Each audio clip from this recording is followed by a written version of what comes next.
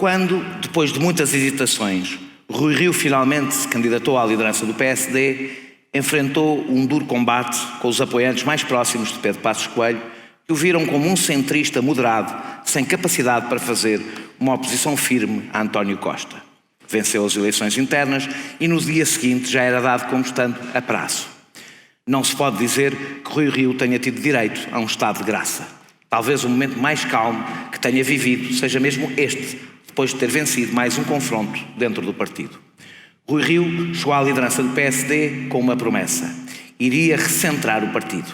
No entanto, esse recentramento não foi claro do ponto de vista programático. Rio nunca se demarcou de Passos Coelho e da sua radicalização.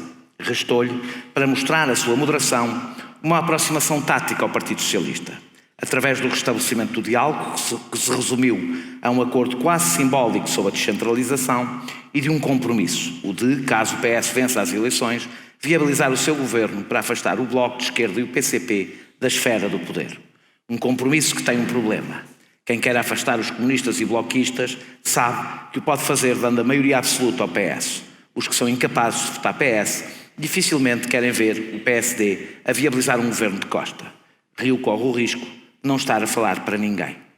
Isso não quer dizer que Rui Rio esteja errado quando quer devolver ao PSD, quando quer devolver o PSD à sua origem centrista e moderada, mas teria de o fazer nas propostas.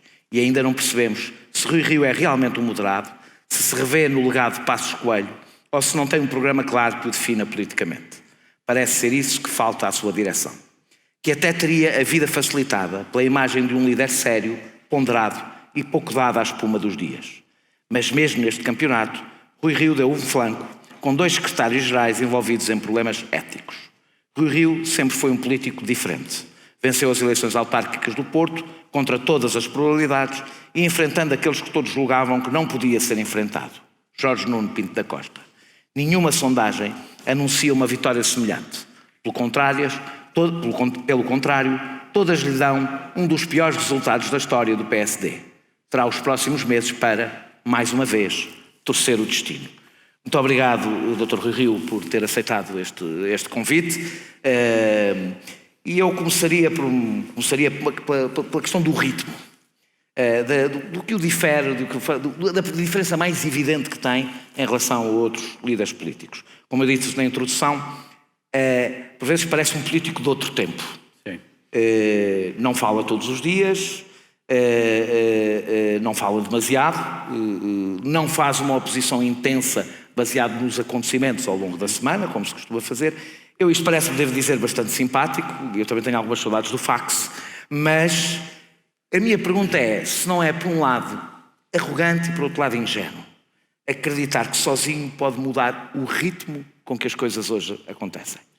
Pois, para já, muito obrigado pelo convite. Estou aqui com muito gosto, numa conversa descontraída, embora tenha de ter o cuidado para ser filmado e a seguir vai ser usado tudo aquilo que eu digo, portanto tenho que ter não tenho cuidado na própria forma. Fica aqui entre nós. Estamos aqui que ninguém nos ouve. Eu resumia isso a uma questão de convicção. Se formos à origem das coisas, da forma como eu penso, este regime tem quase 45 anos. Se nós olharmos à Constituição de 33 a 74, decorreram 41 anos. Menos tempo do que aquilo que decorreu de 76, Constituição de 76 até agora.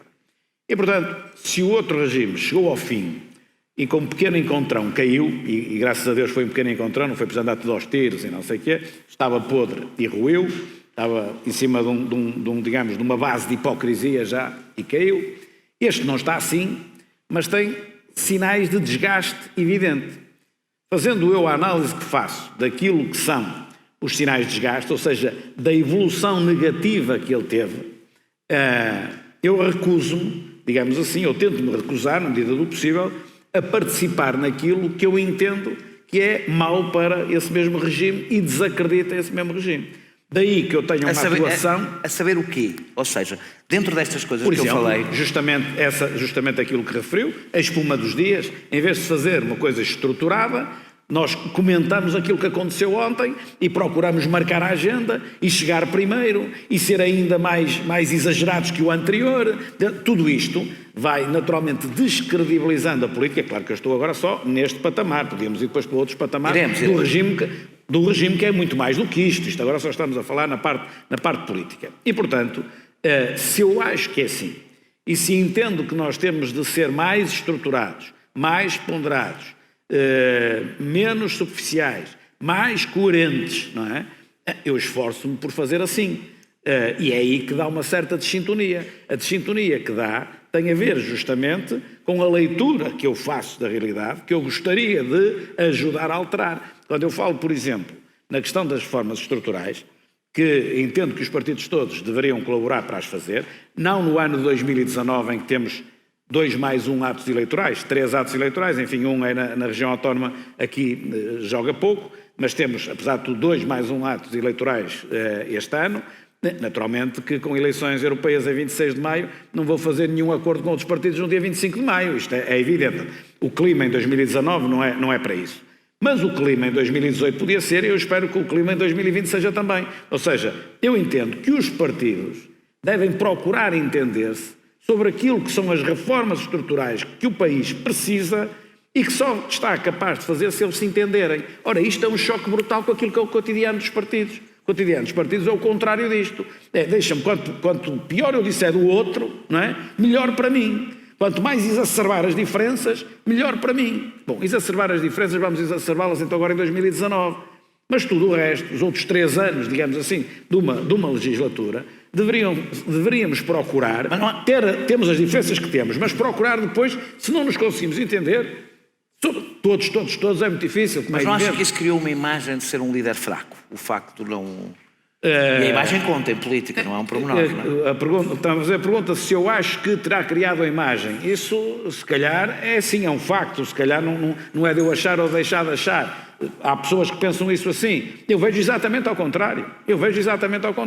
Ou seja, tentar afirmar uma coisa muito diferente daquilo que é a corrente normal exige algum desprendimento do poder e exige alguma coragem. Que tenho porquê? Porque, repare, chegada à idade que cheguei, né? Se eu tivesse 40 anos, uma carreira à frente e não sei o quê, chegada à idade que cheguei, só vale a pena eu estar aqui, neste lugar, que é um lugar pesadíssimo, e se for primeiro-ministro, ainda mais pesado é, se for para fazer aquilo que eu entendo que é necessário para o país fazer. Se for apenas estar aqui para ter a melhor tática para ganhar, chego lá, ganho e depois estou amarrado a uma data de compromissos que tive e que não me dão a liberdade necessária de fazer aquilo que o país precisa, se calhar há pessoas com muito melhor feitio para fazer isso do que eu. Agora, eu para chegar lá, quero chegar em condições de poder efetivamente ajudar. Agora, deixe-me só dizer isto, esta questão das reformas estruturais, o que dá é depois uma imagem frouxa, mal vai o país, porque então o país não vai mesmo fazer as reformas estruturais e quanto mais tempo passa, mais difícil é fazê-las. Elas vão enquistando. Eu costumo dar esta imagem, que acho que é uma imagem que ilustra bem o que eu acho na situação em que está o regime neste momento. Imagino que o regime é um sistema de rodas dentadas. Eu mexo na primeira e elas mexem-se todas articuladamente até ao fim. Só que, entretanto, foram passando 40 anos. Empurrou uma ali, depois empurrou outra aqui, depois empurrou outra ali, depois empurrou outra ali. E eu, neste momento, mexo e já poucas mexem. E já, se calhar, não mexo a última, não é? E se continuarmos assim, qualquer dia não mexo nada. Está tudo enquistado, tudo amarrado. Deixa-me fazer uma pergunta sobre a sua imagem e depois passamos para o que não é a imagem, para o que é mais importante. Tem uma imagem de uma pessoa séria a quem nós compraríamos um carro em segunda mão, não sei se tem algum para vender. Por acaso tem um carro com 49 anos. Com 49 anos, uma pessoa séria, mas não exageremos, ninguém compra um... Isso é só para colecionadores. Tenho um problema no sincronizador da segunda, já lhe estou a dizer qual é o problema do carro. Assim não vende carros. E mesmo assim, apesar dessa imagem, teve 2 casos relacionados com os seus 2 secretários-gerais que passaram, que anularam essa vantagem política que tinha. Aliás, que houve várias pessoas a dizer que o senhor prometia um banho de ética.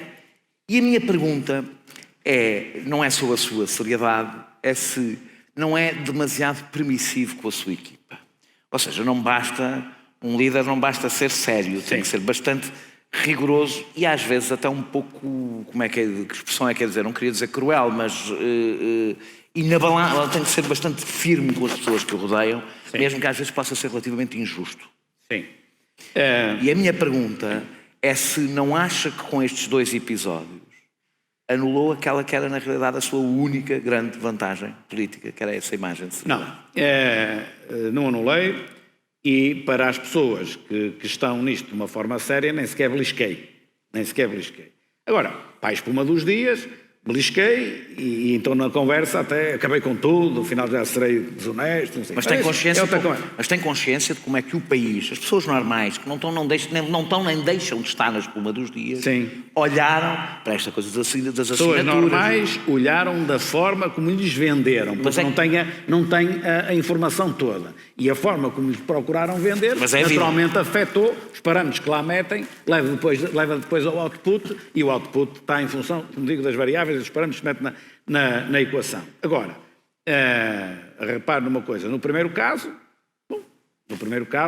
o secretário-geral saiu pelo seu próprio pé, quer dizer, vamos lá ver, saiu ao fim de uma semana certa, não é?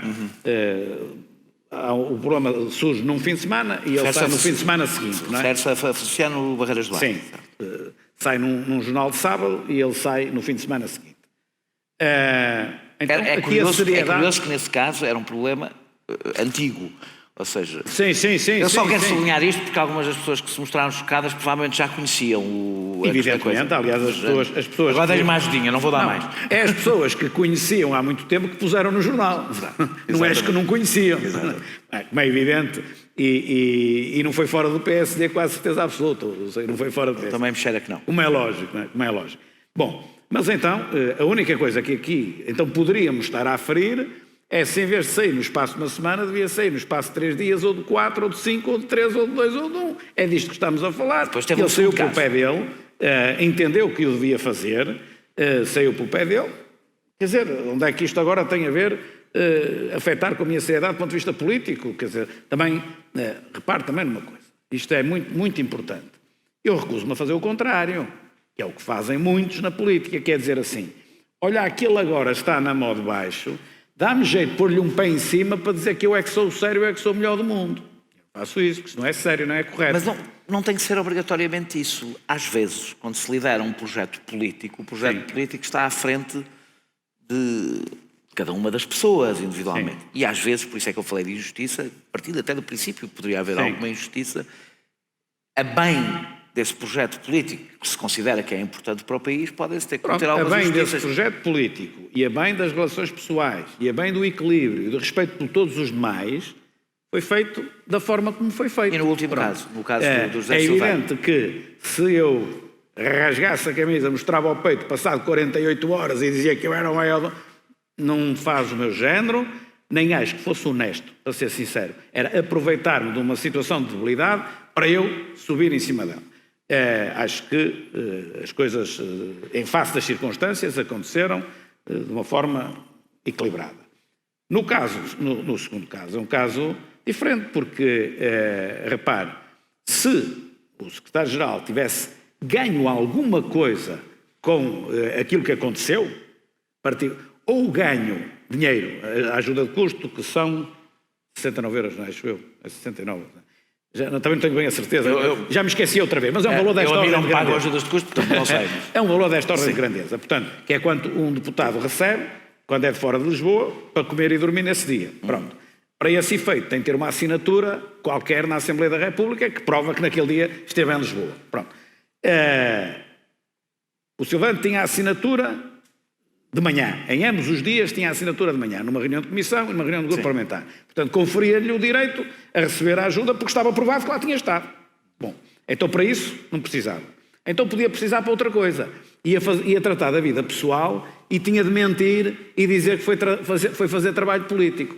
Mas da própria acusação, entre aspas, faz parte o argumento que diz: estava em Vila Real, acho que era em Vila Real, como secretário-geral, com o líder do partido. Portanto, da própria acusação, entre aspas, já estão a dizer que o argumento, não é, a razão pela qual não estava no Parlamento à tarde, estava o acordo, estava dentro daquilo que é o regimento, do que são as regras normais.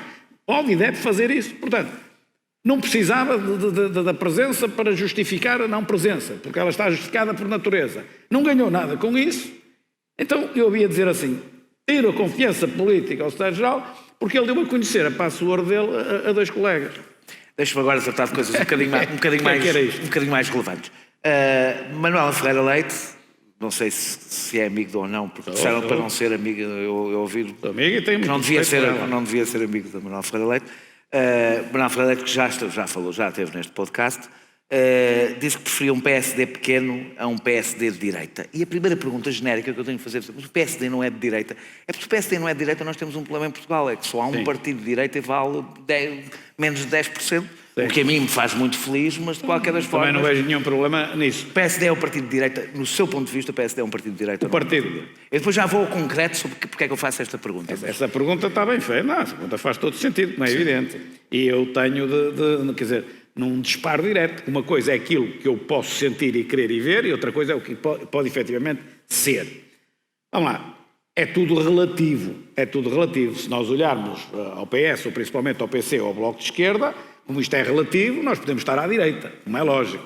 Agora, não vendo assim, vendo aquilo que é, digamos assim, tradicionalmente o espaço ideológico dos partidos, o PSD era um partido marcadamente de centro-esquerda, não era um partido de centro. Na sua fundação era centro-esquerda marcadamente. Até cantavam Internacional e tudo. Até cantavam Internacional. Francisco Sá Carneiro não entrou para a Internacional Socialista porque o Partido Socialista já lá estava. Chegou primeiro. E chegou primeiro, estava lá até desde antes do 25 de Abril e tinha o direito de veto. E, portanto, o Dr. Sá Carneiro não conseguiu pôr o PPD, então, que mudou rapidamente o nome para PSD, mal o nome ficou livre, porque logo ali no início havia um PSDP, não é, que depois não vingou, e, portanto, o PPD passou a PSD. E, bom, não entrou o PSD na altura para a Internacional Socialista por esta razão.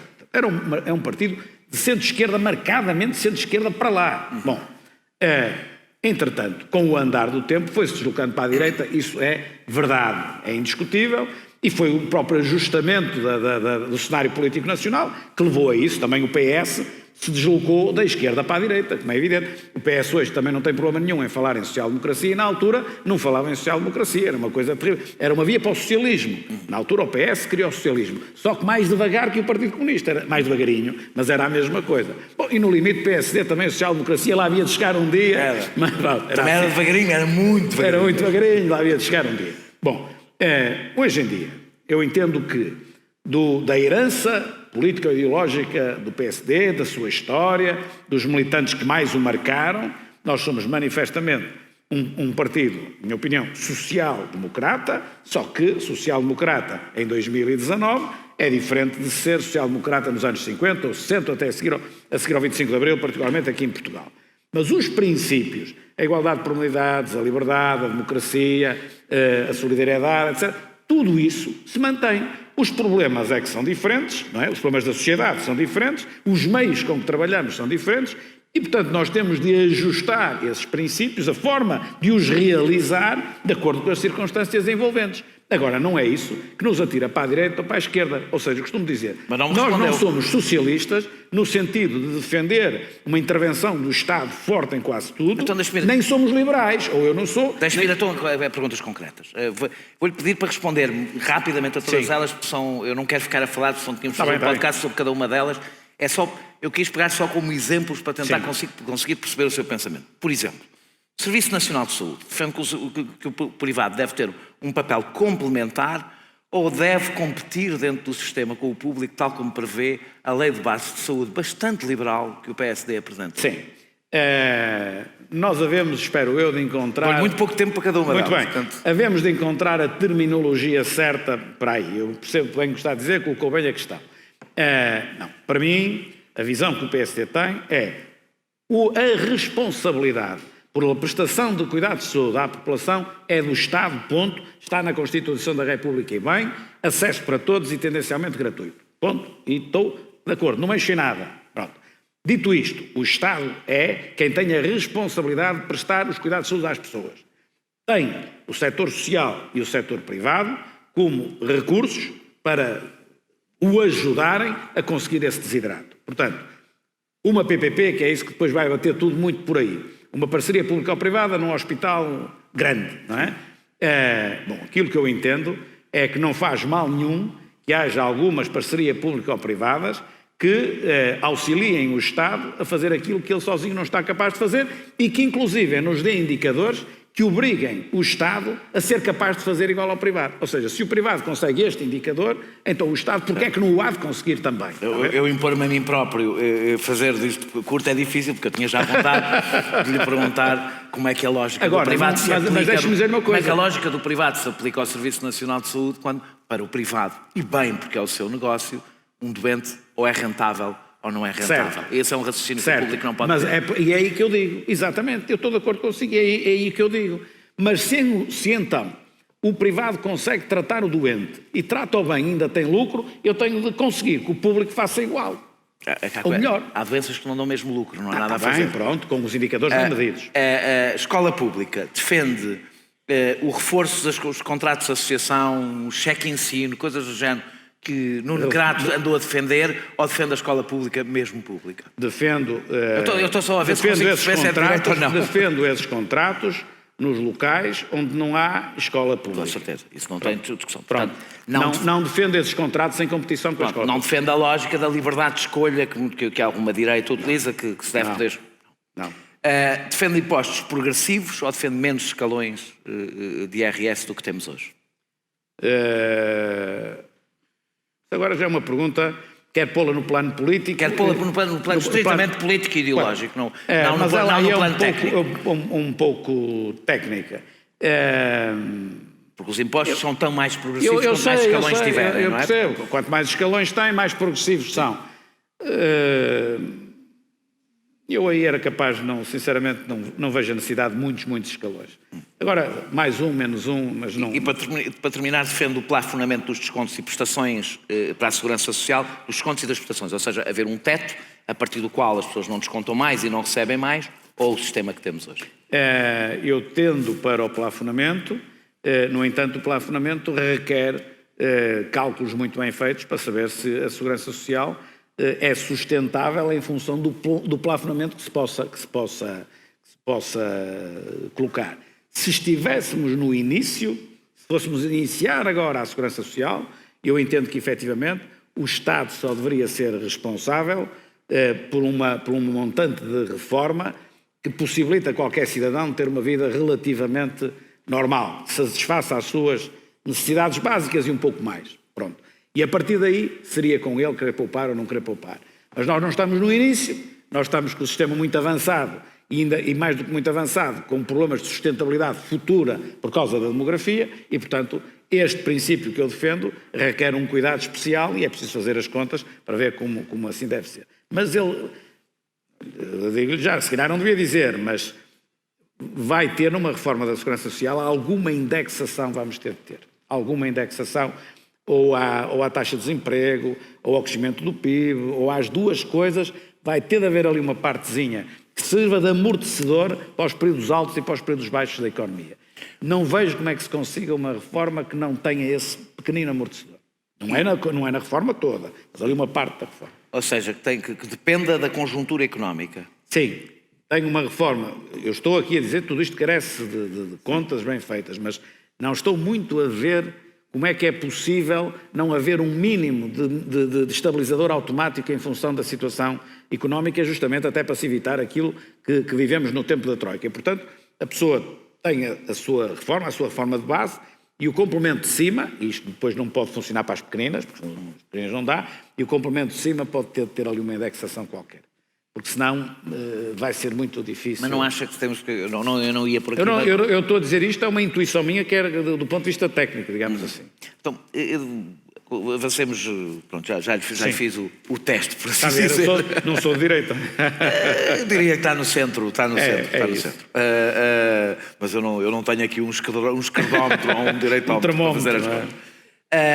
Pacheco Pereira, aqui exatamente nesta sala e no podcast... disse que Rui Rio se sentiu obrigado a aproximar-se do PS como única forma de demonstrar a sua moderação sem cortar com o legado de Pedro Passos Coelho. Sim. E a minha pergunta é que balanço faz da forma como Pedro Passos Coelho aplicou, não é? Que balanço faz da presença da Troika aplicou, utilizando um termo que foi utilizado na altura, para além da Troika, Sim. a receita da Troika. Revê-se, já sei que vai dizer que Sim. se revê numas coisas, não se revê noutras, mas eu estou a dizer, do ponto de vista geral, revê-se no que foram as grandes opções de Pedro Passos Coelho. Considera-se dentro do PSD, numa linha diferente da de Pedro Passos Coelho, sente ou não sente necessidade de cortar com este legado? Se eu tivesse estado no lugar do Pedro Passos Coelho, obviamente que não tinha feito tudo da mesma maneira, porque não é a mesma pessoa, somos diferentes. Agora, eu tive a resposta que eu já sabia que ia dar. Não, mas eu digo-lhe. Tive a oportunidade de dizer isso na altura, não estou a dizer agora, na altura disse isso. Quando diziam, ele diverge do Pedro Passos Coelho, não sei o quê. Tive a oportunidade de dizer isso na televisão, em público, aquilo pelo qual o Pedro Passos Coelho era mais contestado, o governo de Pedro Passos Coelho era mais contestado, praticamente não tinha solução alternativa. Nós tínhamos mesmo de ter a tal austeridade, que não é o termo que agora usam. Agora abandalham a austeridade, que eu até costumo dizer, na brincadeira, escrevem austeridade com H de Oscar, é uma outra palavra qualquer, não sei qual é. Austeridade significa que nós estávamos num dado patamar, e muito acima daquilo que eram as possibilidades do país, e tínhamos de vir desse patamar para este. Este gap é a austeridade. A partir daí ficamos com o que temos, não há cá austeridade nem a austeridade. Queremos viver melhor, produzimos mais, não produzimos mais, não podemos viver melhor. Pronto, portanto, essa diferença, não havia para onde fugir. Aquilo que mais atacavam o governo de Pedro Passos Coelho, não havia para onde fugir. Tinha de ser assim, mais um bocadinho para cima, assim, mais um bocado para baixo. Agora, há depois muitas outras coisas laterais que, objetivamente, qualquer um que estivesse lá faria diferente. Eu também fazia diferente. Lembro, por exemplo, na altura eu estava na política autárquica, havia na política autárquica muita coisa, e na reforma do Estado, que eu discordei. Mas que discordei, lei aqui, lei acolá, não no modelo global. Modelo global, quer dizer, o país a gastar daquela maneira não podia ser. Mesmo assumindo, não vou aqui discutir, eu discordo de si e acho que Sim. eu defendo políticas... A redução do déficit tinha de ser. Eu defendo políticas contracíclicas, acho que a Europa e Portugal... Mas contracíclico foi antes, ele apanhou é como... Cometer um erro, acho que a política que em 2009 a União Europeia pensou seguir e depois abandonou, que era exatamente fazer o oposto. Eu sei. Acho que tinha sido mais inteligente. Não deu pior porque se parou a meio e deixou-se os países todos agarrados à despesa. Aqui deu uma coisa chamada parque escolar, não foi essa coisa? Não, mas é que exatamente, mas o problema é parar. Estas receitas ou se levam até ao fim ou temos o pior dos dois mundos. Mas eu não vou discutir isso consigo. A minha discussão é, mesmo partindo do princípio que a solução era essa, houve algumas escolhas, vou citar a sua amiga Manuela Ferreira Leite, também neste podcast, que são quais são os alvos prioritários. Quais são? Os alvos prioritários. E não há discussão que o grande alvo foram provavelmente as pessoas que fossem pobres ou de classe média, não era essa a questão, menos capacidade têm de se adaptar a uma nova realidade que são os reformados. Os reformados são aquelas pessoas que não podem recompor o seu rendimento nem as suas despesas. Certo. Mas deixe-me dizer... Faria essa opção, que é uma opção, aliás, contraintuitiva em relação à própria natureza da direita portuguesa e do PSD. Sim. Na altura tinha de estar com o orçamento na mão e ver qual a margem que eu teria para cortar noutros lados que não aí. Mas deixe-me só fazer aí um pequenino reparo que eu acho que é justo. Não é? Já vai há uns anos, nós vamos esquecendo um pouco das coisas. Mas, na altura, os cortes que foram feitos aos reformados foram cortes, efetivamente, em pessoas que não tinham reformas muito altas, é verdade, mas foram sempre protegidos os mais baixos. Mas eu não estou a falar disso. Sempre protegidos os mais baixos. Eu não estou a falar disso. Nesse nem havia como. Quer dizer, não pode cortar em reformas de 200 e 300 euros, as pessoas morrem à fome. 300 não é 200, 300. O que eu estou a dizer é... Bastante mais, mas sempre assim pouco. Mesmo os reformados de classe média têm menor capacidade de adaptação, por exemplo, que um trabalhador de classe média, porque não pode ir procurar rendimentos outros sítios. Obviamente. E até do ponto de vista psicológico, porque o trabalhador ainda pode ter esperança de amanhã estar melhor. Claro. Construir o fim da vida de alguém. Portanto, a minha pergunta é, se nem em relação a isso, eu percebo o seu problema tático em cortar com Pedro Passos Coelho. Percebo. O Partido Socialista teve o mesmo problema com José Sócrates. Salva as devidas distâncias.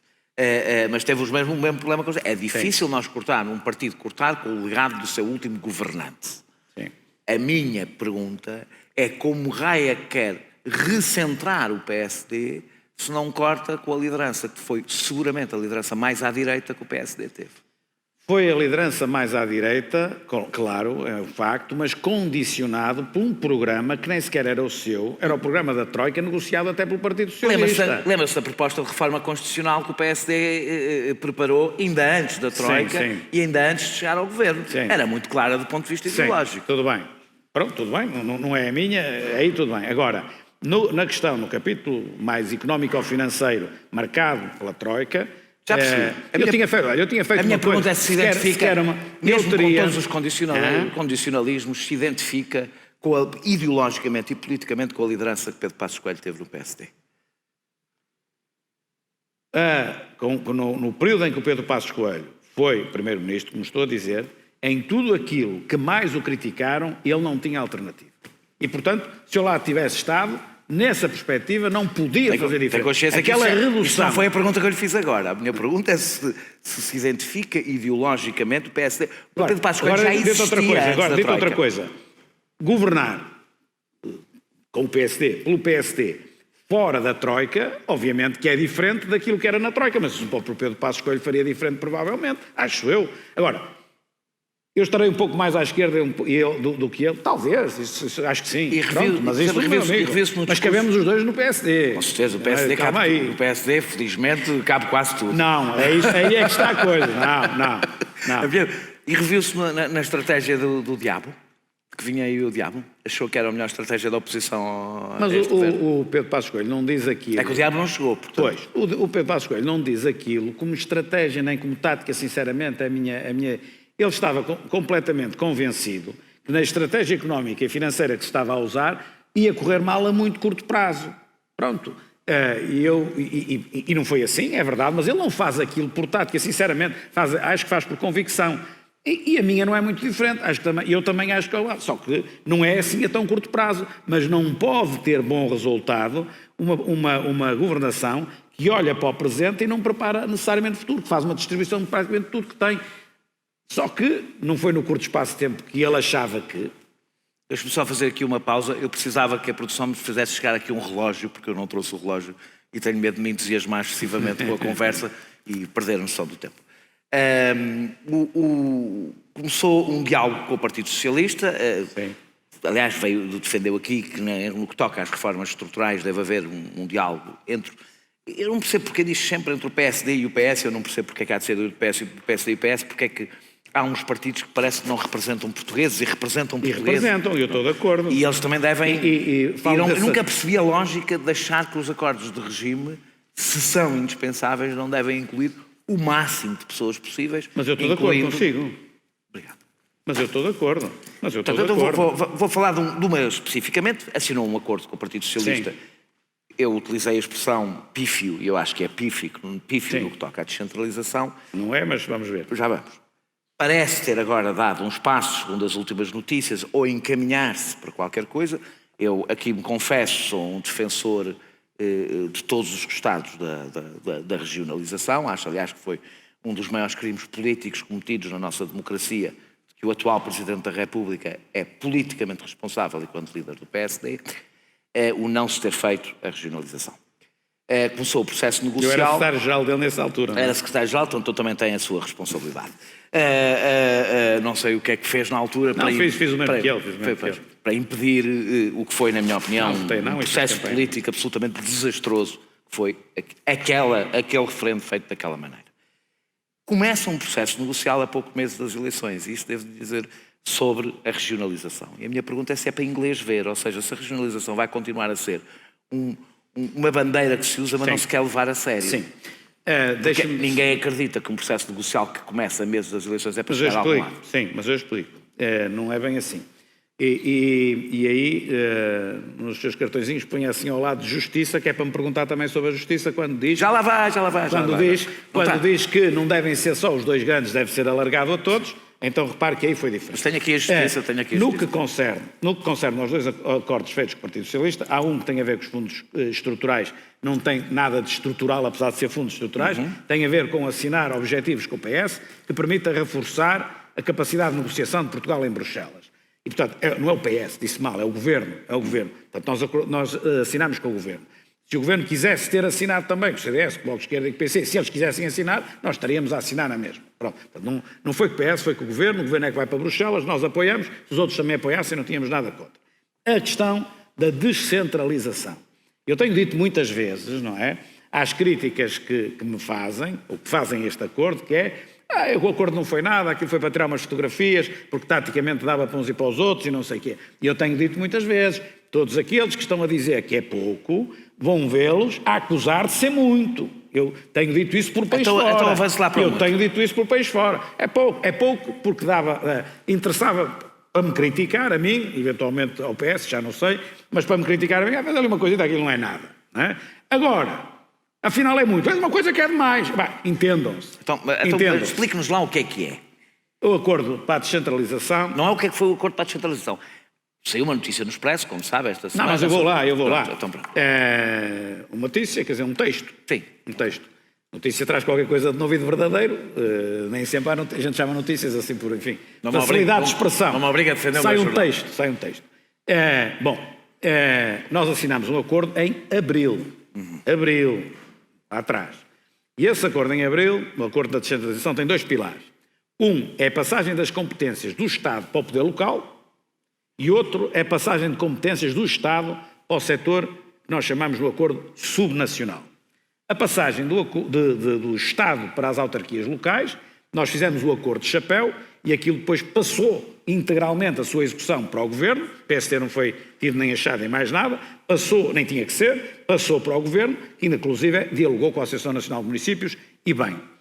Não está a ser feito da melhor maneira, isso é verdade, não porque o Governo não queira, acho eu, mas porque, por falhas que o próprio Governo teve, e está a ser difícil o entendimento com muitas câmaras, não com todas, mas com a maioria das câmaras talvez, ou com muitas câmaras. Pronto. Depois podemos comentar isso se quiser, mas não é essa a sua pergunta, a sua é do segundo pilar, eu passo para o segundo pilar. O segundo pilar, a forma como o acordo prevê, é o seguinte.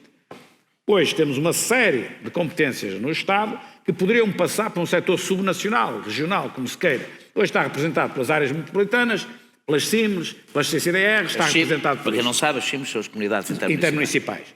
Portanto, quando só há 2 áreas metropolitanas, grandes, Porto e Lisboa, as outras são áreas metropolitanas mais pequeninas, digamos assim. Eu fui presidente da Junta Metropolitana de Porto 8 anos, conheci aquilo bem, como é evidente. E, portanto, como é que vamos fazer isto?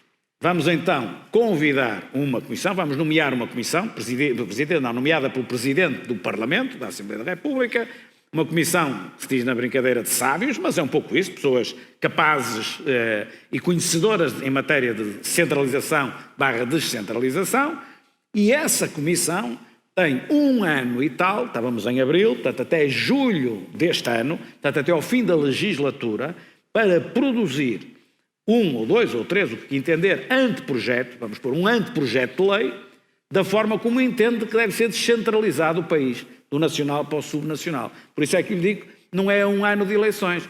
Essa comissão corre em paralelo, independente, lateralmente corre. E há de chegar a julho e entrega aos partidos, olha, a nossa proposta é esta, ou as nossas propostas, agora não sei como é que eles vão fazer. E aí é que, porque vão encomendar estudos para ver como é que se faz noutros países.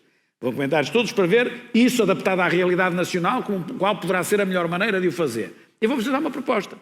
Essa proposta pode ser a regionalização ou pode não ser uma coisa mais moderada. Sendo que a regionalização, eles é que sabem, mas na minha opinião as pessoas encontram aqui um papão, não é? Que é assim, vamos ter mais um governo regional do Norte, outro do Centro, não é nada disso.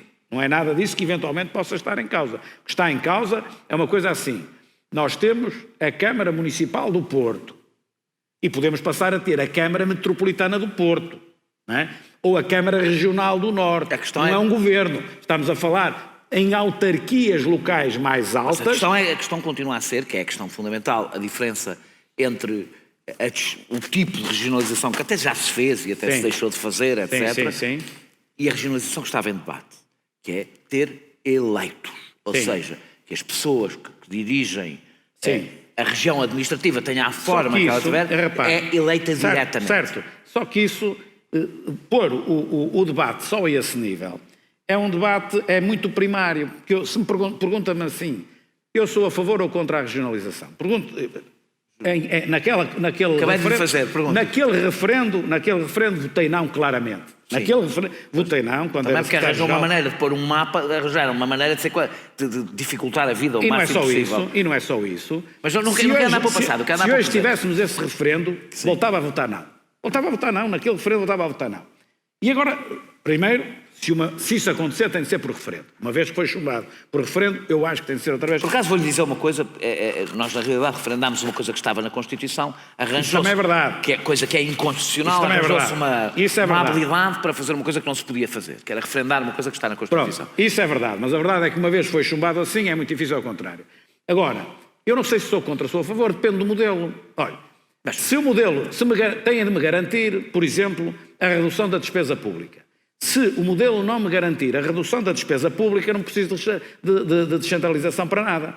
Precisa por uma questão isto não se mete só pela despesa, mete-se porque é melhor para as populações. Pronto, e então eu não tenho a certeza que as autonomias da Madeira e dos Açores tenham reduzido a despesa. Tenho a certeza absoluta que foram melhores para os açorianos e para os madeirenses. Pronto. Com certeza, isso também é inegável, mas não está, eu nunca estou a falar de uma coisa no continente igual àquilo que existe na Madeira e dos Açores. Estou a falar de, digamos assim, no máximo autarquias mais altas. Eu não sei o que vai sair da Comissão, mas para eu poder responder, se posso ser a favor ou contra aquilo que se chama regionalização, depende. Eu entendo que, se for passar as competências do Estado Central para um nível mais baixo, é para se fazer mais, melhor e com menos. Ou então com o mesmo e fazer mais. Mas não parte virgem para este debate. Eu acredito que quando cria uma comissão, quando começa a negociar, tem alguma ideia do que é que pretende. Não fica só à espera do estudo dos sábios para decidir qual é a sua posição política sobre o assunto. Sim. Quer uma regionalização ou não quer uma regionalização? Eu quero uma descentralização da melhor maneira, da forma mais adequada possível. Sendo que, como lhe digo, por exemplo, repare numa coisa.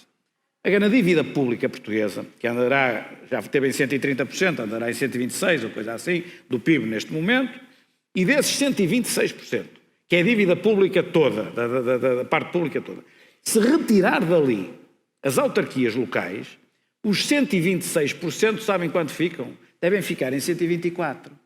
Quem gasta dinheiro, quem é despesista, quem não controla é o Estado Central, não são as autarquias. Mas há autarquias muito mal geridas, há algumas muito, muito mal geridas, não me interessa. Na média, o poder local está muito mais controlado e o poder central é muito mais despesista. Se nós conseguirmos, através da descentralização, conseguir esse controle, caminhar muito mais para aquilo que fazem as autarquias do que para as loucuras que começa da administração central, eu estou de acordo. Não me dão garantias disso, não estou de acordo. Descentralização e regionalização. Para despesismo basta este. Descentralização e regionalização não são a mesma coisa.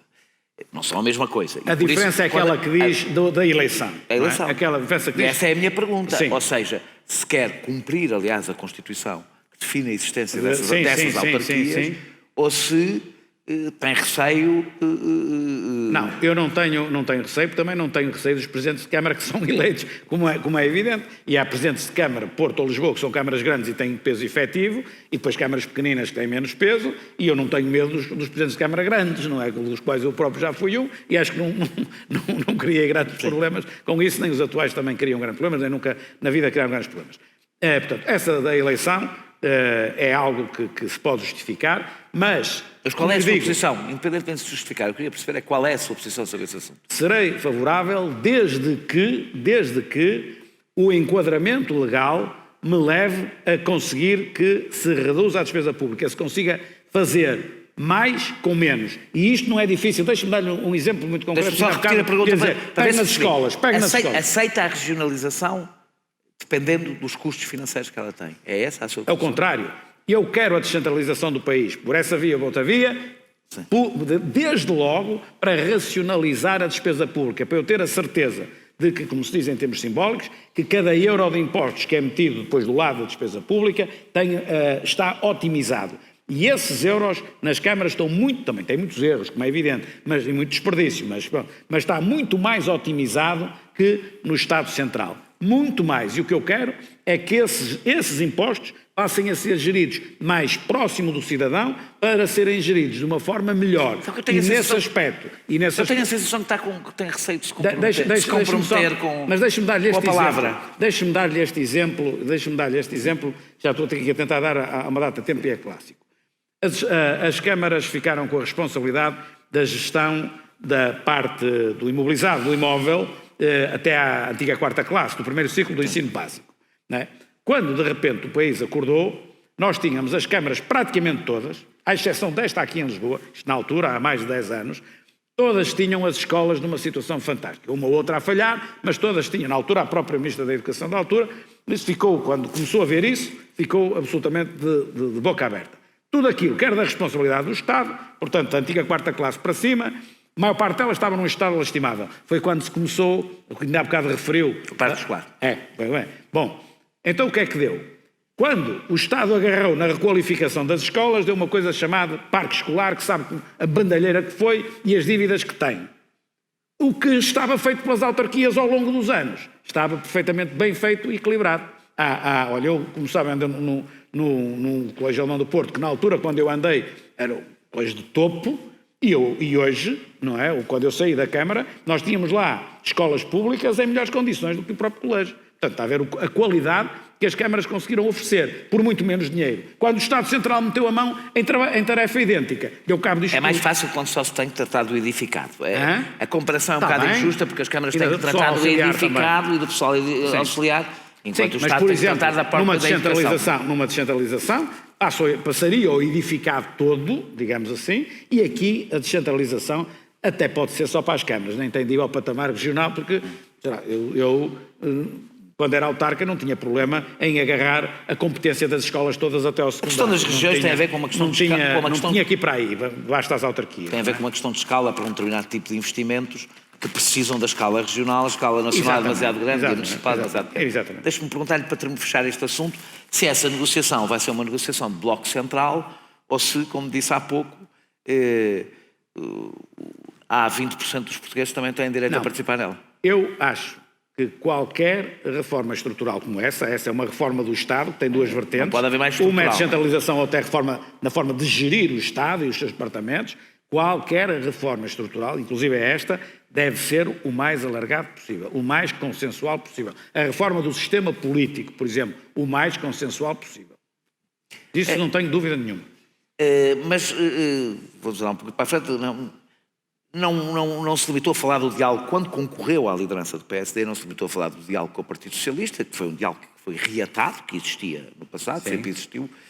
Disse que se não vencesse, eu falei disso na minha introdução, e o PS não tivesse maioria, portanto, se o Partido Socialista vencer as eleições e não tiver maioria, na prática, se as sondagens estiverem certas, podem não estar, evidentemente, estava apostado em afastar o Bloco de Esquerda e o PCP do governo, dando, chame-lhe apoio, aprovando orçamentos, mantém essa linha para o futuro. Isto só para ver que eu não sou ingênuo e, portanto, sei que aqui na grande política a resposta para isso é assim, eu nem coloco essa hipótese porque eu vou ganhar as eleições. É assim a resposta que se dá, não é? Pode dar essa resposta. Nos cursos que se tiram aqui sim, é assim, não é? Sim. Mas eu terei outro curso. Sabe que as pessoas que ouvem essa resposta o que percebem que o que está a dizer é eu não quero responder a essa pergunta. Porque... Mas é assim que se diz, não é? Os políticos de elevado nível nem põem é assim. hipótese de não vencer as eleições. Os que não são ingênuos, que percebem disto e tal, os que nos ensinam as coisas, é assim que nos ensinam a dizer, não é? Pronto. E, portanto, o PSD irá naturalmente às eleições para ganhar. Já esteve mais longe do que está neste momento, porque o desgaste do governo hoje é muito maior do que foi no passado. Até estou a ser sincero, não tanto pela performance que o PSD conseguiu, mas mais pelo desgaste do governo. Cabe-nos agora a nós conseguir chegar lá e essa é a tarefa que eu tenho pela frente e é isso que eu estou convencido que... Agora, é função, penso eu, do Bloco de Esquerda e do PCP procurar tirar o CDS e o PSD da esfera do poder, e penso eu que deve ser tarefa do CDS e do PSD procurar tirar o Bloco de Esquerda e o PCP da esfera do poder. A forma como isso depois se pode fazer os resultados eleitorais ditarão a forma como isso se pode fazer. Mas percebe que fez um paralelo. Agora, à partida... Fez um paralelo que é, de um lado está o PSD e o CDS, do outro está o Bloco de Esquerda e o PCP. Ora, aí no meio falta o Partido Socialista. A minha pergunta é se mantém como objetivo... Não ponho como objetivo. O objetivo é ganhar. O objetivo é ganhar e evidentemente quer ganhar. Até o objetivo do Bloco de Esquerda há de ser ganhar. Quer dizer, claro que não mais é possível. Claro, pelo menos o mais possível. Ganhar o mais possível. A minha pergunta é, se o Partido Socialista, se as sondagens estiverem certas, para não ter que fazer nenhuma futurologia, se as sondagens estiverem certas, que dão o Partido Socialista a vencer as eleições sem maioria absoluta, pelo menos a esmagadora maioria delas, se o PSD, para afastar o Bloco de Esquerda e o PCP, o PSD, viabilizará um governo de António Costa. O que um partido como o PSD deve fazer é colocar sempre o interesse nacional em primeiro lugar. E depois, em função do resultado eleitoral, agir em função daquilo que entenda que seja... E o que é que o interesse nacional diz em relação a este assunto? Depende. O interesse nacional depende. Imagino que o PS quereria que o PSD apoiasse a troco disto e daquilo. A troco disto e daquilo, não. A troco de uma coisa muito grande que fosse importante para o país, teríamos de medir e ouvir o partido o que é que o partido diria. No limite o partido se decidirá, não é? Mas aqui há um problema. Mas tem de fazer a mesma pergunta ao PS, não é? E se o PSD ganhar sem maioria absoluta, não é? Como é que o PS faz? Se ganhar com maioria absoluta... Não, sem. Sem maioria absoluta? É a mesma pergunta, ao contrário, é o simétrico. Aqui temos que pôr Houve uma coisa que mudou na política portuguesa, com este governo. Sim. Passámos a ter dois blocos que não tínhamos. Um bloco de esquerda e um bloco de direita. Sim. E, portanto, o Partido Socialista pode responder, aliás, o mesmo que o Rui Rio, imaginando que o CDS tinha um resultado de tal forma estrondoso que a direita tinha maioria e o PSD não ficava em primeiro lugar. Governava? Não, Rui Rio seria primeiro-ministro. O próprio Partido Socialista já nos deu o exemplo de como é que se deve fazer, não é? Portanto, faria o mesmo. Sim. Faria o mesmo. Sim. Portanto, governaria com o CDS, esse cenário não está em cima da mesa, mesmo não ficando em primeiro lugar. Desde que conseguisse a maioria parlamentar. Isso foi o que agora o Partido Socialista nos ensinou, digamos assim. Claro. Portanto, partindo desse princípio, há o princípio do PSD não ter capacidade para governar sem o CDS, a direita ficar em minoria. Portanto, a minha pergunta é, dentro dessa perspectiva, prefere um governo do Partido Socialista sozinho ou um governo do Partido Socialista com o Bloco de Esquerda e com o PCP? A pergunta é, o PS... Se Rui Rio prefere que o PS, ganhando as eleições... Quem ganha? O Partido Socialista. O Partido Socialista. Ganhou, estamos nós aqui a dizer, agora não ganhou nada. Depende. E em função daquilo que for, na altura, a posição quer do PSD, quer do PS, em termos daquilo que se possa negociar, e o partido, no limite, não sou eu que decido. Há um Conselho Nacional que vai decidir, em função das circunstâncias, o que é que entenderá melhor para o país. Afinal, já está... Alguns poderão decidir o que entenderão melhor para o partido. E eu acho que teremos sempre fazer o que entenderemos melhor para o país, em função das circunstâncias. Mas, à partida, repito, como é lógico, nós vamos para as eleições para ganhar. E depois há um resultado e todos nós teremos de ver como é que podemos fazer em função do resultado, que é aquilo que o povo quiser. Isto é um problema. Se Rui Rio não vencer as próximas eleições, acha que tem condições para se manter na liderança? Não precisa de fazer outra vez a introdução a dizer que vai fazer tudo para ganhar as eleições, nós sabemos. A minha pergunta é, se não vencer as eleições, tem condições para se manter na liderança? Vai depender de muitos fatores. Não sei, sinceramente, não sei dizer que sim nem que não, vai depender de muitos fatores. Quais? Vai depender muito. Ou vence ou não vence? Não, dois fatores. Eu acho que não, sinceramente, não acho que é assim tão linear. Não acho que é assim tão linear. Há vitórias e vitórias, há derrotas e derrotas, as coisas não são todas iguais. Portanto, mesmo à parte numérica, mas eu nem estou na parte numérica. A parte numérica, claro que se fosse uma diferença brutal, isso é claro. Mas, é claro o quê? Que não tem condições para... Claro, isso não tem nenhum. Não é? Isso aí é de lá para Alice. Agora, tirando essa situação, há a parte quantitativa, mas há também a parte qualitativa. Há uma série de fatores que na altura o partido irá eu e o partido iremos avaliar se acontecesse. Ao contrário, acontecerá também seguramente no PS ou no CDS. A minha pergunta é, imagina-se a liderar durante 4 anos a oposição. Os planos que faço não é para isso, os planos que eu faço é para liderar o governo, não a oposição. Certeza, imagino que sim, mas imagina-se... Não perdi ainda muito tempo a pensar nisso, sinceramente. Não perdeu muito tempo a pensar na possibilidade de perder 4 anos também já estava a pôr um governo estável e de maioria absoluta. Claro, com certeza. A vida interna acalmou do PSD agora, durante 15 dias, 3 semanas. Acho que pode-se dizer mesmo que está a ficar Há 3 aborrecido. semanas, há 3 semanas. O PSD está a começar a ficar aborrecido. Vai haver alteração nas listas de deputados? Forte, claro que vai haver alterações, há sempre alterações. Há sempre alterações. A minha pergunta é se vai haver alterações, se as listas que vão ser apresentadas são substancialmente diferentes daquilo que é hoje o grupo parlamentar do PSD. As listas que vão ser apresentadas vão depender da vontade dos órgãos locais, não é? Vila Real, de Bragança, da Guarda, que fazem propostas de deputados e poderão fazer os mesmos, propostas dos mesmos ou de outras personalidades, e depois também da vontade nacional. Aquilo que é critério de escolha de deputados é a competência, a dedicação e a lealdade. Competência, dedicação e lealdade. Então vamos lá ao e nestes três fatores, lá saíram nomes. Não é? Vamos lá ao terceiro ponto. Portanto, a questão da lealdade é um elemento fundamental. Digamos que lealdade não é a coisa que pode mais agradecer ao grupo parlamentar do PSD.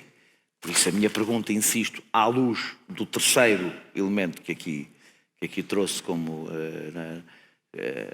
critério, se vai haver uma alteração, tendo em conta tudo o que aconteceu nos últimos meses, se vai haver uma alteração.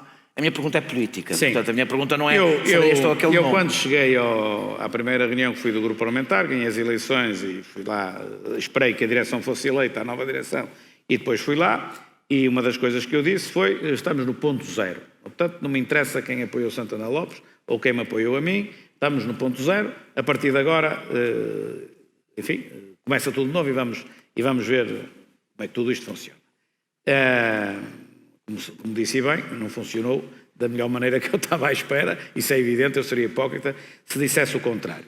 No entanto, o trajeto ainda não terminou, ainda faltam uns meses e, portanto, daqui até lá ainda podemos continuar a ver aquilo que cada um vale e aquilo que cada um vale sob todas as perspectivas. A perspectiva, como eu disse, da competência, da dedicação e da lealdade, como é evidente. Portanto, a lealdade também conta. contará nas listas.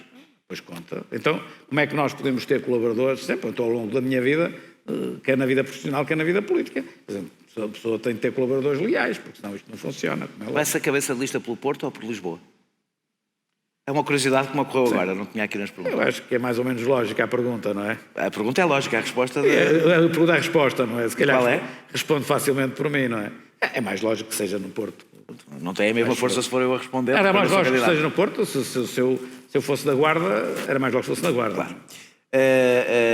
Tem tido relações, ao longo da sua vida política, relações difíceis com magistrados e jornalistas.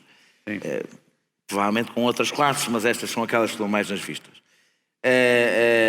Isso resulta de algum tipo de ressentimento que traz quando era Presidente da Câmara do Porto com estas duas classes especificamente? É porque às vezes temos um pouco a sensação que o move mais o ressentimento do que um programa político claro em relação a estas duas classes. Pois, mas não é verdade. Relativamente à comunicação social, não é propriamente aos jornalistas. Claro que eu, na comunicação social, tenho jornalistas com que me dou bem e jornalistas com que não me dou bem. Não é? Então vamos concentrar agora nos jornalistas, já falo dos magistrados. Foi acusado, Sim. quando era Presidente da Câmara do Porto, de tentar afastar o diretor do principal jornal do Porto, que era o JN. Sim. Isso criou, junto dos jornalistas, um sentimento de que Rui Rio, estando no poder, tentará controlar a comunicação social.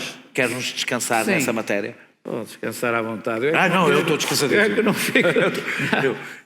Sabe que eu comecei o jornalismo no período do cavaquismo. Portanto, E eu comecei a luta pela liberdade, não é? Pela liberdade de imprensa, inclusive, antes do 25 de Abril, ainda. Antes do 25 de Abril. Portanto, muitos desses que enchem a boca com a liberdade de imprensa e a liberdade, mas é verdade, nem eram nascidos já e eu que andava nisso. É verdade que reagiu muito mal ao escrutínio do JN e do público quando isso era é Presidente verdade. da Câmara. Agora, mudar o diretor, eu nem percebo como poderes tinha eu. Poder tenho um Presidente da Câmara para mudar um diretor. Terá feito pressão junto do... Mas, não. Fez ou não? Não fez? Não.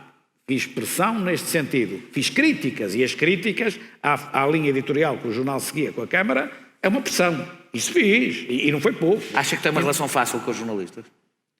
Com os jornalistas tenho uma relação fácil. Com a lógica de funcionamento da comunicação social é que eu posso ter uma lógica uma dificuldade maior. Não sei se me faço entender. Faz, mas às vezes tenho a sensação que a lógica que o incomoda é a crítica. Não. Isso é extraordinariamente injusto, não é? Porque se há pessoas, não é, que têm sofrido críticas na vida pública, sou eu. quer quando era autarca, quer agora. Não é? E essas minhas questões sobre a forma de funcionamento da comunicação social, que aliás se tem agravado e não tem melhorado, são questões que eu coloco, e sou crítico, muito antes de ser Presidente da Câmara, que fui. Muito antes, não é? Eventualmente até antes de ser deputado. Mas pronto, mas pelo menos, eu fui deputado a primeira vez em 92, 91, 92, desde aí, não é? Pode ver escritos meus, desde, não digo em 91, 92, mas talvez aí, tem escritos meus já de crítica a isso, não é?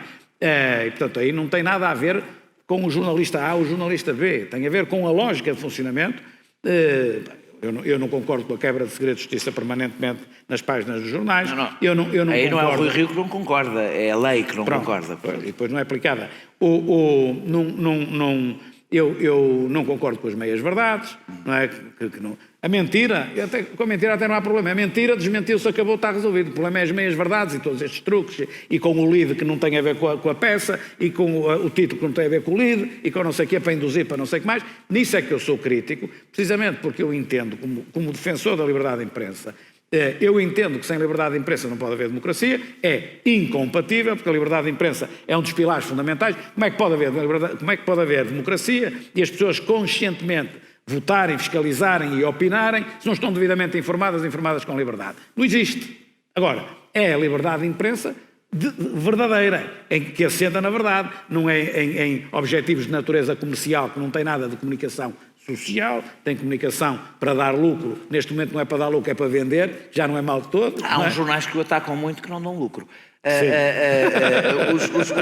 Os magistrados é outra questão. Sim. Pensa que a proposta que fez, ou que supostamente fez, eu nunca vi o documento, Sim.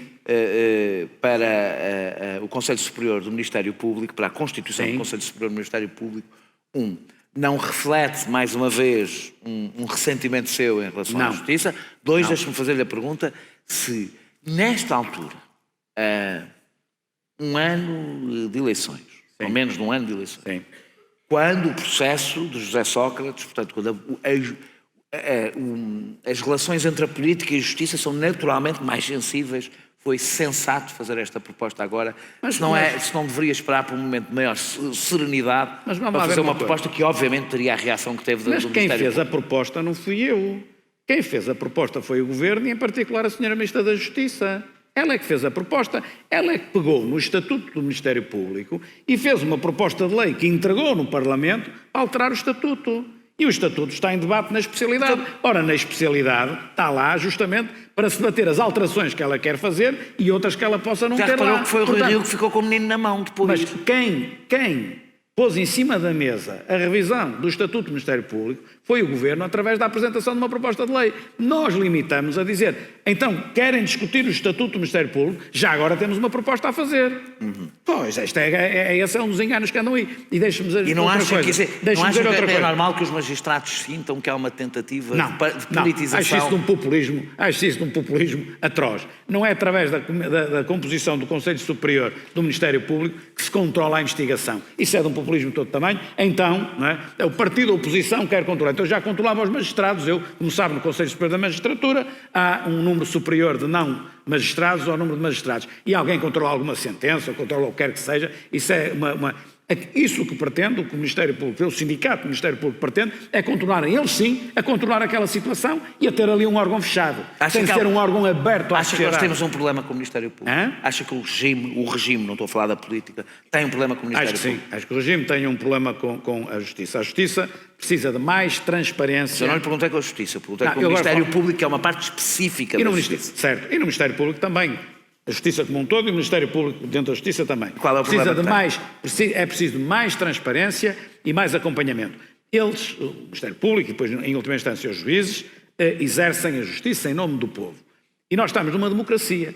E, portanto, o povo tem de ter mecanismos de fiscalização, de controle e de apreciação de tudo que se passa na sociedade, inclusive a justiça. Não pode ser uma coisa fechada e relativamente opaca. Tem de ser uma coisa o mais aberta possível. E o que se pretende pôr no Ministério, no Conselho Superior do Ministério Público, aliás, que já lá estão, já lá há individualidades, como é evidente, aquilo que se pretende pôr não é agentes do partido A ou do partido B, são personalidades da vida nacional que possam, ali no Conselho Superior da Magistratura ou dos Tribunais Administrativos, que também têm ou do Conselho Superior do Ministério Público possam fazer um acompanhamento democrático daquilo que é o cotidiano, o dia-a-dia da Justiça. Não é de quem é investigado. O Conselho Superior do Ministério Público não tem exatamente os mesmos poderes que o Conselho Superior da Magistratura. Tem mais poderes que o Conselho Superior da Magistratura. Mas não controla minimamente e bem as investigações. Agora, deixa-me também só dizer uma coisa. Deixa-me só dizer uma coisa que é importante. Há duas coisas. Uma é, digamos assim, o documento que eu entreguei a todos os partidos, e por isso é que eu queria que me perguntasse a todos, entreguei a todos, ao PC, ao Bloco de Esquerda, ao CDS, ao Governo, ao PS não entreguei, mas ao Governo, não é? Como um documento em cima do qual se poderia agora começar a conversar sobre uma reforma da Justiça o mais consensual possível, não é? Foi isso que aconteceu? Não. Não acha que foi ingênuo? Mais uma vez, não acha que foi ingênuo? Lá está. Agradeço a observação, porque repare, podem olhar para isto com ingenuidade, mas se eu acho, sinceramente, que o país precisa de uma reforma e precisa de uma reforma o mais consensual possível, e se ninguém faz, faço eu. Se eles não quiserem, paciência, mas eu tenho essa obrigação perante o que eu acredito, perante o que eu quero para o país. E, portanto, fiz ao contrário daquilo que quem tem o curso todo feito, eu pelos vistos não tenho, não é? Ando nisto há pouco tempo, tem o curso todo feito, chega à praça pública, tem ali umas propostas e diz assim, eu quero saber se querem ou não fazer a reforma da Justiça. Como se a reforma da Justiça fosse aquilo que o partido tem ali a propor aos outros. E os outros naturalmente dizem, olha, a dar uma curva que eu não vou atrás de ti, como é lógico. Aquilo que eu procurei fazer foi exatamente ao contrário, foi discretamente dizer assim, podias chegar a um partido qualquer, vamos fazer uma reforma da Justiça? Vamos, impecável. Então a gente há de falar. Não, tenho já o trabalho de casa feito. Há aqui uma proposta, que nem sequer é proposta do PSD. O próprio PSD depois iria fazer alterações àquilo. É um ponto de partida, vamos começar. Começar por qualquer coisa, tem que começar por qualquer coisa. Olha, no que deu. Se houvesse, eu estou convencido que se perguntasse aos portugueses, os portugueses estão muito mais de acordo comigo, com a minha atitude de abertura e de tentar trazer os partidos todos a uma reforma essencial para o regime e para a vida de todos nós, do que cada um se põe nos seus tamancos. Diz, não, porque vai haver eleições. Agora é porque vai haver eleições, da próxima é porque já houve eleições. Quer dizer, há desculpas para tudo quando não se quer fazer. A proposta, em sede de Conselho Superior do Ministério Público, que está aí, não é a mesma que nós apresentamos ou apresentaremos em sede da especialidade. E eu explico-lhe porque não é a mesma. A proposta que está nesse documento e que provavelmente será vertida de forma parecida ou coisa assim no programa eleitoral do PSD, prevê que o Presidente da República possa indicar, eu não sei se estão lá 2 ou 3 personalidades que não são do sistema, compreende? Ou seja, não podem sequer ser licenciados em Direito. Pessoas completamente fora do sistema.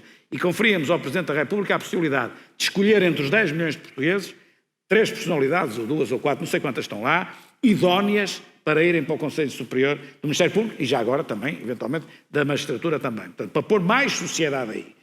E depois conferíamos à Assembleia da República a possibilidade também de indicar, como já hoje indica, agora não sei o número de cor, de tal maneira que depois, no fim, os magistrados estivessem em minoria face aos não magistrados e à sociedade civil. Tem consciência que essa proposta não é nada popular? Essa proposta não pode ser feita agora, porque essa proposta requer uma revisão constitucional. O Presidente da República não pode indicar. Teríamos de rever a Constituição para o Presidente da República poder indicar. Portanto, esta proposta não é transponível para o projeto, para a proposta de lei que a Sra. Ministra meteu no Parlamento. Aí vamos ter de nos confinar ao número de pessoas que são indicadas pelos magistrados e, eventualmente, para a Assembleia da República. Mas aquilo que é a nossa ideia é ser o mais abrangente possível e pôr o mais transparente possível os Conselhos Superiores. Não é só o Ministério Público e todos os demais. Nós já ultrapassámos o nosso tempo, eu tenho só mais uma pergunta para fazer antes de passar para o público. Vai continuar a liderar o PSD do Porto. Maria João Avilés diz que não conhece os restaurantes de Lisboa. Já agora digo-lhe que há aqui um no Resto de Chão que é muito bom. Se não fosse tão caro eu convidava, mas não vou convidar porque é muito caro. Acha que é uma vítima do preconceito centralista de Lisboa? Eu dei este exemplo desta frase de Maria João. Sim. Maria João Avilés é sempre um bocadinho de caricatura do preconceito centralista de Lisboa, mas acha que é vítima desse preconceito? Vamos lá ver uma coisa, vamos distinguir. Uma coisa é Lisboa e a cidade de Lisboa e a cidade de Lisboa e os lisboetas, lisboetas ou não lisboetas que cá vivem, não interessa, não tem nada a ver com isto. É muito bem-vindo ao Saldanha, sempre que Não quiser tem vir nada ao a ver, Saldanha. não tem nada a ver com isto. O povo de Lisboa é igual ao de Leiria ou da Guarda, de Bragança, quer dizer, uma parte dele até sofre bem mais, porque vem da outra banda e vem de barco e vem às 6 da manhã e vem não sei o quê, e para no trânsito, não sei o quê, tem uma vida também desgraçada. Agora, aquilo que eu costumo chamar a corte, digamos assim, que é a capital, não é a cidade de Lisboa, é a componente que é a capital, está aqui colocada como podia estar no outro lado, já esteve no Rio de Janeiro há muitos anos, não é? Bom, aí, efetivamente, há uma reação um pouco estranha quando vem alguém totalmente de fora. Mas ouça, a maior parte dos nossos líderes políticos, Cavaco Silva, Sá Carneiro, vieram de fora de Lisboa. Sendo que nessa corte, grande parte deles nem sequer são daqui, o que torna as coisas ainda piores. Portanto, isso sente-se um bocadinho, e às vezes há um comentário ou outro desse género, que deixam escapar e que demonstram a visão um bocado centralista daquilo que está, e portanto quem está aqui sabe tudo, quem vem lá de cima não percebe nada, do lado de baixo, e é um ingênuo, não sei o quê, que há bocado estávamos a ver, eu sou muito ingênuo.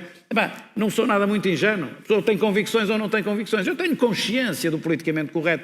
O que é fácil é o politicamente correto. Dizer a cartilha, ir buscar, olha, agora é a página 5 do livro, isso eu sei dizer. Hoje disse aqui algumas, hoje fugiu aqui algumas perguntas. Tive de dizer duas ou três, mas com cuidado.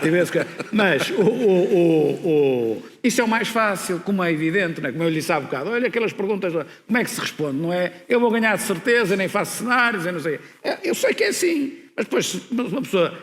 se quer dar a conhecer, isso tem que ter sinceridade, tem de fazer aquilo que acredita. Gostam, não gostam, tudo bem, como lhe digo, já nem tenho 40 anos, portanto, estou aqui pelas convicções, não pode ser de outra maneira. Agora vamos passar para o público, para quem já veio sabe, podem pôr, se eu não vejo quem é que levanta, obrigado.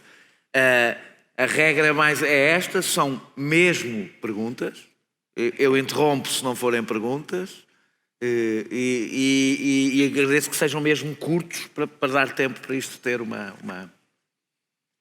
Boa noite, Dr. Rio. Boa noite, Daniel. Boa noite. Mais uma vez, muito obrigado por estar aqui a assistir a esta maravilha destes debates aqui no centro desta linda Lisboa. Eu sou jornalista, tive 34 anos a trabalhar na RTP, na Rádio e Televisão de Portugal. Neste momento escrevo para a Visão e para alguns jornais regionais e da diáspora. E vamos à pergunta, não posso ir direto à pergunta. Nós estamos mesmo muito atrasados, portanto eu queria... Sim, Daniel, mas tenho que fazer aqui um introito muito rápido. É assim, o Dr. Rio, à resposta à questão do Daniel Oliveira, falou na competência, na dedicação e na lealdade com os deputados, os candidatos a deputados. Eu, há pouco, aqui, quando vinha a entrar, falei-lhe naquela questão do Dr. Mota Amaral e na lista de deputados ao Parlamento Europeu, que foi um caso sui generis que se passou, porque Mota Amaral, na altura, eu relembro muito rapidamente, porque é interessante, o Mota Amaral foi a única voz que se levantou no partido, no PSD, para pedir um esclarecimento a Passos Coelho sobre a questão, as dúvidas que haviam no país e na comunicação social em geral sobre a Tecnoforma. E isso custou-lhe a cabeça. Portanto, retiraram-no e substituíram-no por uma Delfim, que foi a Berta Cabral, que, por incrível que pareça, deu-lhe o beijo de Judas e aceitou a proposta e foi para o lugar dele.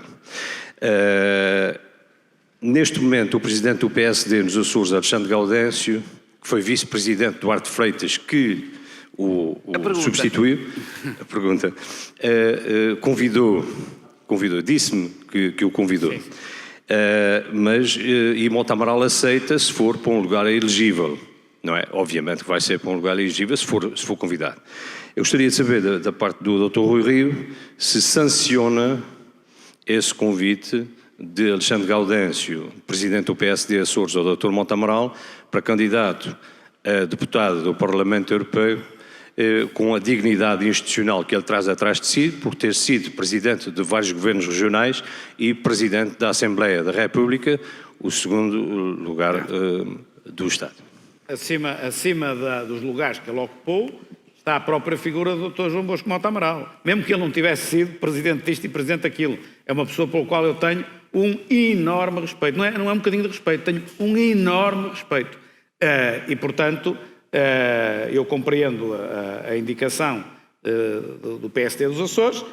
Agora vou ter de fazer uma série de equilíbrios, não é que não são fáceis, porque ainda por cima, como sabe, a lista de deputados ao Parlamento Europeu só tem 21, dos 21 a maior parte nem sequer é eleita, e portanto tem de fazer aí uns equilíbrios. Agora, o Mota Amaral tem de estar em lugar elegível, muito mais do que isso, não é? Atenção, portanto, por isso é que também não é fácil, de acordo com aquilo que é a personalidade que estamos a falar, e principalmente com a escassez de referências históricas que nós vamos tendo, é mais do que isso. Eu tenho um enorme respeito ao Dr. Mota Amaral. Já tem o essencial da lista para o Parlamento Europeu fechada?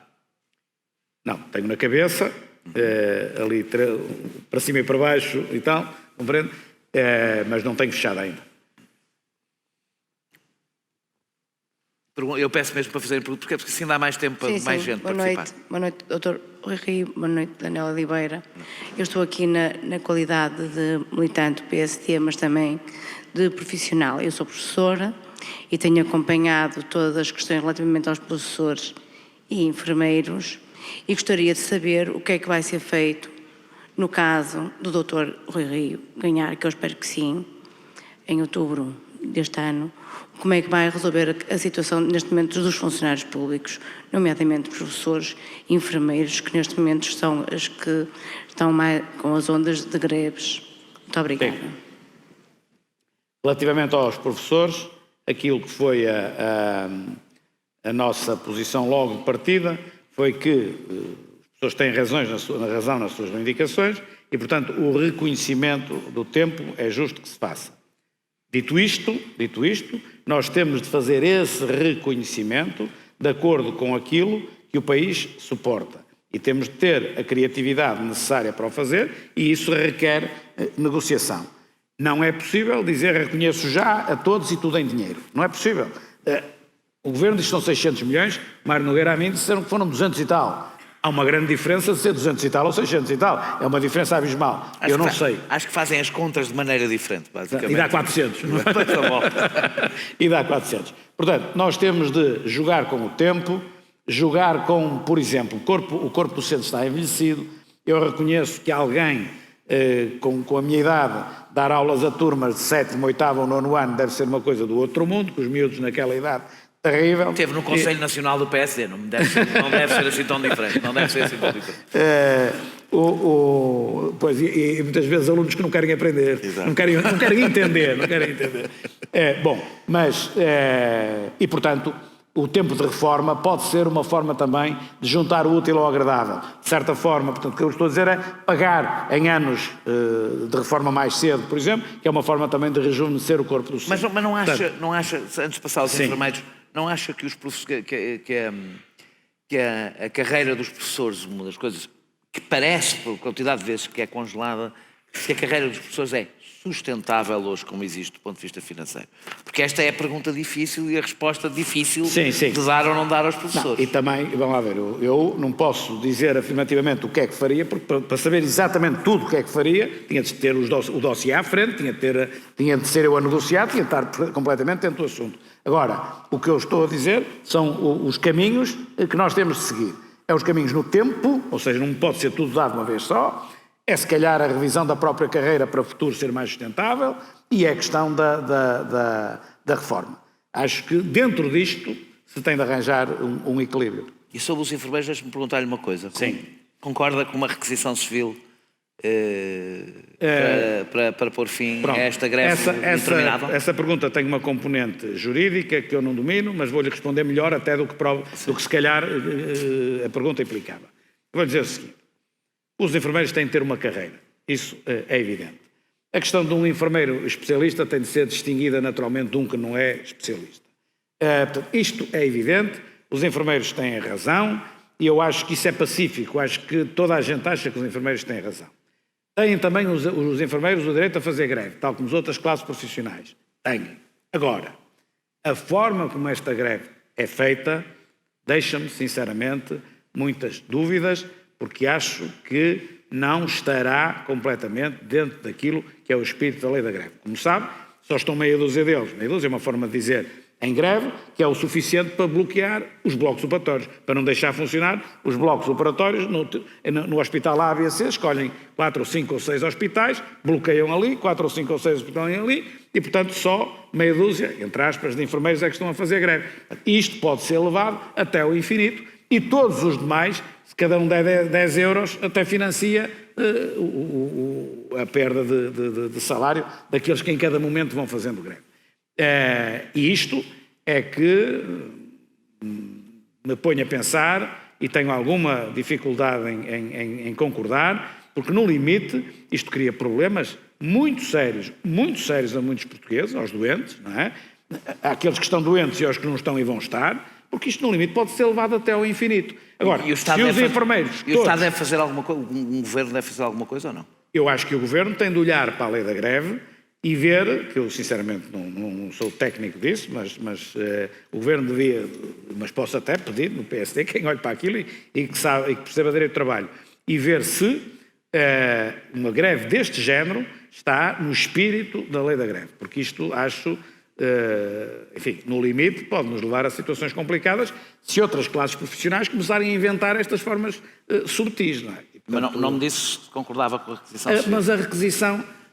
não sei se posso concordar por causa da componente legal, eu não sei se aplica, porque se a requisição só se aplica para o não cumprimento dos serviços mínimos, uma coisa desta natureza cumpre os serviços mínimos sem grande problema, como sabem, portanto, não fazem greve às cirurgias de urgência, é aquelas que estão programadas, a pessoa está à espera da cirurgia há 1 ano, ou há 2, chega ali, bate à porta, hoje não há, espera mais 1 ano, portanto, eu penso que estão a cumprir os serviços mínimos, e portanto a aplicação da requisição civil, não sei qual é o enquadramento jurídico que conseguem, não é?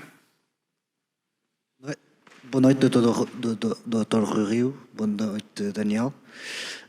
Relativamente ao tema que veio à baila esta semana sobre a transição energética, gostava de saber se concorda com aquilo que foi dito pelo Ministro Matos Fernandes, se está na sua linha de pensamento, se concorda ou não, se concorda que um Ministro deve ter este papel pedagógico, como o Marcos Mendes disse ontem na SIC, e se acha que é possível, numa próxima legislatura, haver um acordo, pelo menos ao centro, entre o PSD e o PS, sobre este tema da transição energética, que será um dos próximos grandes temas.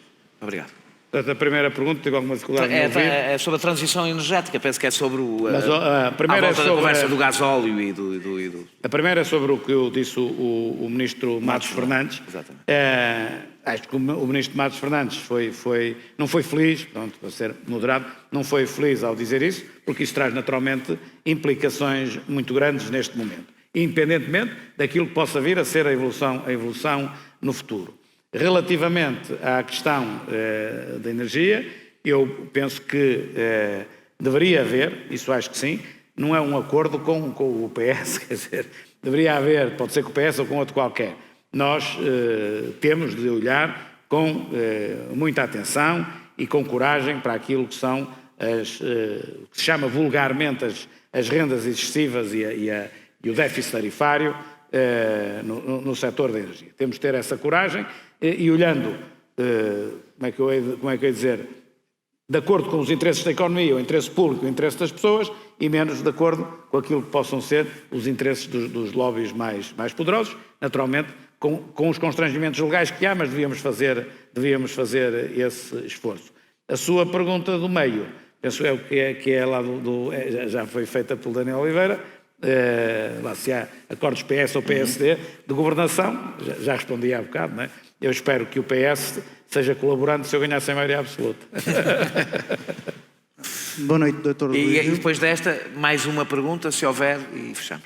Boa noite, Dr. Rio. A minha pergunta é se não teme que o recentramento político que defende para o PSD não ponha em causa os resultados eleitorais, fazendo com que, de certa forma, a Aliança e o CDS ultrapassem o PSD, digamos, pela direita, digamos assim. Eu tive dificuldade porque o som aqui é um bocado... Se não tem receio que o recentramento do PSD faça crescer, se eu percebo, o PSD, o CDS, a Aliança e outras organizações. Ou seja, a direita fica um pouco refém... Já percebi. Vamos lá ver uma coisa. O recentramento, se assim se pode dizer, do PSD faz por 2 razões. A principal razão é uma razão de convicção pessoal. Ou seja, Eu entendo que o Partido Social Democrata, tal como o nome indica, é um Partido Social Democrata e, como tal, não está à esquerda, não é socialista, nem é liberal, não está à direita. Cabendo, naturalmente, dentro dele, pessoas com uma perspectiva um pouco mais liberal ou um pouco menos liberal, mas não é um partido liberal. Bom, neste momento não é, na fundação não foi e neste momento não é. Já agora, e, portanto, antes de avançar, acha que é uma fratura ideológica dentro do PSD? É porque o PSD teve muitas guerras internas toda a vida e raramente foram ideológicas. Estiveram quase sempre em torno de personalidades. Desta vez, há pelo menos uma ala do PSD que claramente se assume como uma corrente ideológica dentro do PSD. Isso é novo, porque é que acha que isso aconteceu? Desculpe lá canibalizar a sua pergunta. Acho que o PSD, do ponto de vista da esmagadora maioria dos seus militantes, não há fratura ideológica nenhuma. Agora devo reconhecer que há ali um nicho, que eu entendo relativamente reduzido, um pouco filho do aperto nos tempos da Troika, que tem uma perspectiva mais liberal do que aquilo que é a postura... Está a falar de pessoas como o Miguel Morgado, por exemplo.